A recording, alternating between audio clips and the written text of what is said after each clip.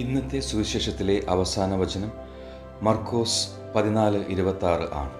ഈ വചനം യേശുവിൻ്റെയും അവൻ്റെ ശിഷ്യന്മാരുടെയും ജീവിതത്തിലെ ഒരു നിർഭാഗ്യകരമായ നിമിഷത്തെ ചിത്രീകരിക്കുന്നു. അവർ ഒലിവുമലയിലേക്ക് യാത്ര ചെയ്യുമ്പോൾ തന്നെ കാത്തിരിക്കുന്നത് എന്താണെന്ന് യേശുവിന് അറിയാം. വിശ്വാസവഞ്ചനയും കഷ്ടപ്പാടും കുരിശുമരണവും. എന്നിട്ടും അവൻ തൻ്റെ ശിഷ്യന്മാരെ സ്തോത്രഗീതം പാടി നയിക്കുന്നത് ജീവിതത്തിലെ ഇരുണ്ട നിമിഷങ്ങളെ അഭിമുഖീകരിക്കുന്നതിൽ ആരാധനയുടെയും കൂട്ടായ്മയുടെയും ശക്തി നമ്മെ പഠിപ്പിക്കുവാനാണ്.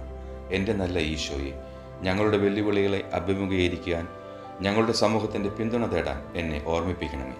കർത്താവെ, ജീവിതത്തിൻ്റെ വലിയ പരീക്ഷണങ്ങളെ അഭിമുഖീകരിക്കുന്നതിന് എൻ്റെ കൂട്ടായ്മയിൽ നിന്ന് ഞാൻ നേടിയെടുക്കേണ്ട ഐക്യവും ശക്തിയും പ്രതിഫലിപ്പിച്ച് ജീവിക്കാൻ വേണ്ട കൃപ ഇന്ന് എനിക്ക് നൽകണമേ. പിതാവിൻ്റെയും പുത്രൻ്റെയും പരിശുദ്ധാത്മാവിൻ്റെയും നാമത്തിൽ ആമേൻ.